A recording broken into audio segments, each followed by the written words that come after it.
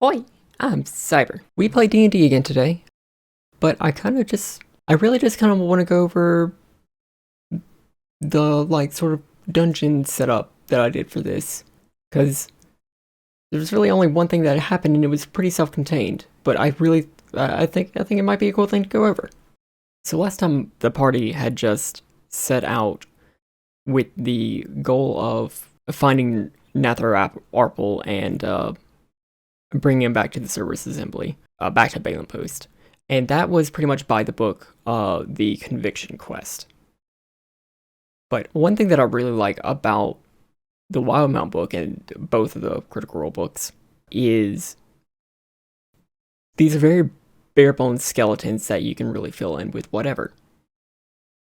And I really wanted to figure out what else can I do, because I didn't just want my players to just track them through the snow and then we fight and then we take them in. That seems a little Luckily, I had another encounter that I was trying to figure out a way to place already, and that is actually from the Encounters in the Far North DM's Guild Adept supplement. One thing that in the marketing for Rime with the Frostmaiden they were very quick to go over was, hey, we were inspired by John Carpenter's The Thing.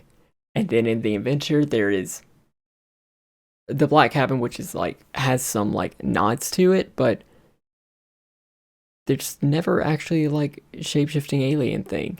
Enter the That's Not a Dog quest from The Thing, which is just, hey, your players are going to come across this sort of wrecked submarine. And if they investigate it, they go in, they can find that oh shit, all the people are dead. Or actually there's no people, the machinery has just been smashed to shit. And there's really nothing in there except for whenever they try to leave, there's going to be a little dog there.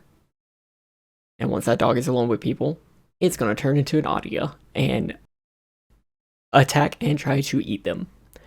I thought that this would be really fun to have the people that they were following, the people that they were tracking, the fugitives, Nather Arpel and the crew, to actually find this ship, because it says that because the adventurer is already saying hey, they're trying to find a working vessel. If they find this submarine, go inside and start investigating it. Opening that hatch would probably alert the players to oh, they're pretty close. They can follow in and oh shit, now they're all trapped inside the submarine with this thing. I even knew how to squish in another thing with this, which is in Waterdeep Dragon Heist, there is actually a map for one of these submarines. It looks like a manta ray. It's really cool. So there we go. There's the setup. That's it. I just take this dungeon, make everything all derelict and smash to shit, and have a couple of other, instead of all the encounters that you would normally fight in this dungeon, there's really only 4 other people in here, or 5 other people, and then one of them is going to get eaten by a shape-shifting alien. And then all hell's going to break loose. And damn it if that's not exactly what happened. And it was great. So we actually started off with oh, the players are leaving from Balin Post. They're gonna be going along the coastline chasing them. It was kind of, I didn't really have anything else to set up during the day, so whenever they went to sleep, I was just oh shit, what sort of thing could I make happen? And I was man, the Dark Duchess, the layer of Aviatris, is probably around here. I'll just have it go along the coast. Sure, that's fine. The thing is, I already have a location for the Dark Duchess, which is elsewhere. But I had it going over here, so I'm just well, maybe there's food or another wreckage there that they're trying to get some salvage from. I do want the Dark Duchess to be in a location that's a little bit closer to Balin Post, because I would like, whenever they go back, to be able to spin another quest off there. But I had the first watch just like notice the dragon sort of like going in that direction. And then I'm like, oh shit, T is gonna figure out that this is like going towards the sanctuary, but I don't want Fair to think that like there's something wrong, or like the dragon is about to attack the sanctuary. The dragon is basically only eating animals. So I had it during the next watch at like, oh, the dragon's heading back toward the actual location of its lair. I was confused and under caffeinated. After that, the players followed the trail. Sort of like tried to double time toward Alloc Sanctuary, but then figured out that like, oh shit, there's a banging coming from this direction. Oh shit, there's like submarine there. Oh shit, that latch just closed. They're in there. We should go after them. And before the session today, I did like check in with my players. I was just like, hey, I fully plan for this to be a more horror themed session. I expect there to be some like scary, some like modern horror stuff, not like vampires or anything, but like things might get a little scary. I sometimes like provide them with curated soundtracks or whatever to just like get into the atmosphere. I was very heads up with my players, just like, hey, this might get a little scary. If you're into that, here's all the things you need that I've provided to help you get into the mood. If you don't, maybe don't do that. Maybe put on something a little bit more calming and chill. And everybody was very receptive to that. And one of the players who did get into a scary situation that I'll talk about in a little bit was just like, oh yeah, I had to turn all that stuff off because I was getting a little scared. And hey, check in with your players before you do scary shit like that. I know people are like, hey, I want my players to be surprised. But whenever I said that, everybody got very excited. And honestly, that was what I wanted. And it turned out great because of that. Safety tools are great. So as soon as the players got to the submarine, they were just like, hey, we're gonna like bang on and we're gonna echo like, hey, is anybody here? And they weren't getting any responses. This is because these people are fugitives and hear people like coming in, so they're going to hide and, if necessary, defend themselves. But you know that they have been alerted to the character's presence. So the players went in, and a couple of them did notice that, like, oh, some people are hiding, and just sort of like in front of them, just like, hey, we're here. Y'all can come out. Y'all can step out. And then figured out that, like, oh, these are the people that we were supposed to bring back. But as they were talking, I had the creature, the specimen, devour one of the crew who was already investigating another room.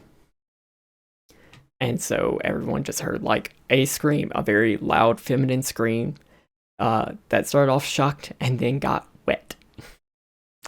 That was the way I described it. It was very fun watching the face journeys as they were just like, why would you? Oh. So everybody went to check on that. They saw that somebody disappeared. Everyone was just like, we need to get the fuck out now. And so they do. But before they leave, they see a little shape scurrying under the locked door that was leading to the engine room. And as they get out, they see a little weasel pop out. I was not about to make this creature a dog. I actually did watch John Carpenter's The Thing before this. It hurt. I do not like hearing dogs in peril. It's bad. It's not something that I want to play in my D&D game. So I made this a little weasel. I'm like, I mean, it's gonna be cute, but like my players aren't going to immediately pack bond with it. And so my players immediately pack bonded to the weasel, who scurried up to Tigwok, and they all went out to the surface. And then they just like sort of debated with the criminals of just like, oh, shit, one of the crew is missing, or one of the fugitives' crew is missing. There's a chance she could still be alive. We need to go back in. And it basically went into two like little huddles. This resolved itself by the players, the party being like, hey, if we go back in and the monster continues to eat people, it's going to be fine because like we only really have to bring one person back. Or we can actually, help them find this person and, gain a little bit of rapport with them, figure out what's going on. And, so they decide to go back in and split into two groups, half with the party and half with the fugitives, and start checking the rooms. They split up where half of them was going to check the upper decks and the cabins and everything, and the other party went downstairs. Now, there's always a thing of like, don't split the party. It's really difficult for the GM to keep swapping back and forth between two separate scenes and keep describing what's going on. But it honestly like worked out really well here, because like, we can deal with a couple of like investigation checks for one of the groups, and then we can swap back to the other groups. And the only thing that I was really trying to focus on is this creature, the weasel, was going to attack somebody whenever they were alone, which didn't seem like it was going to happen. It seemed like this was just going to be a thing where people will investigate, they will see that there's no body here, the creature consumed them fully, and they're going to leave, and then the party's going to have a pet weasel that might try to kill them at one point. It was just going to be a nice little ticking time bomb. But the most amazing thing happened. As the party was investigating, the party with Tigwok went down into the area that was marked in Waterdeep Dragon Heist as the air supply. And this section had like two little alcoves that a small creature can get into, but anybody medium or larger would have to squeeze to get into. So Tigwok went in, and Faye had the little weasel with them, and I was just like, okay, this is fine. It's not going to attack them whenever Faye go into this one, but if they investigate the other one, that seems like a more opportune time for it to attack. But simultaneously, whenever we pivoted back toward the upper decks, one of the rooms had a footlocker. In Waterdeep Dragon Heist, it was full of mechanical spiders because, hey, we have little robots in here, and oh, we're dark elves and Loth and everything. Forgotten Realm stuff. But I had this be a Hupperduke vessel. So, more gnomish and dwarvish and probably more dedicated to the Allhammer. So I just decided to replace this with a swarm of mechanical bees and call it a day. And Dares kicked open the chest and released the bees. Not the bees! Ah! So we have Tigwok scurrying in the vents alone with their little weasel, hopped off and started investigating the vents with Fair, and then turned back. And we rolled initiative for both. The weasel opened its mouth and many, many tentacles reached out and tried to grapple Tigwok and start munching. Nil had already decide to like tie a rope around, or a rope of climbing around Teaguak to like be able to yank back if, you know, things went down, which is great because things were going down. But on the other end, we had the other group dealing with a swarm of bees. A couple rounds in, bees were knocked out. The creature had grappled Teague and was pulling them. Teague decided to wild shape into a tiny spider to get out. Rolled really well on their dexterity check to slip away, and scurried down the rope. I called the end of combat there because the creature was here in the air supply and vented. We had a few like discussions about like, oh man, we need to track down this creature, track him through the vents, close off all the vents except for one. It tried to escape out of another thing, so they tracked down where it was going, while other people like actually pulled a section of the vents apart, so it was the only place that it could escape. And this all culminated with the entire group, the fugitives and the party, all fighting the this creature that was using the statistics of an Audia, that had the ability to shape change, and yeah, it worked out great. That's where we ended it.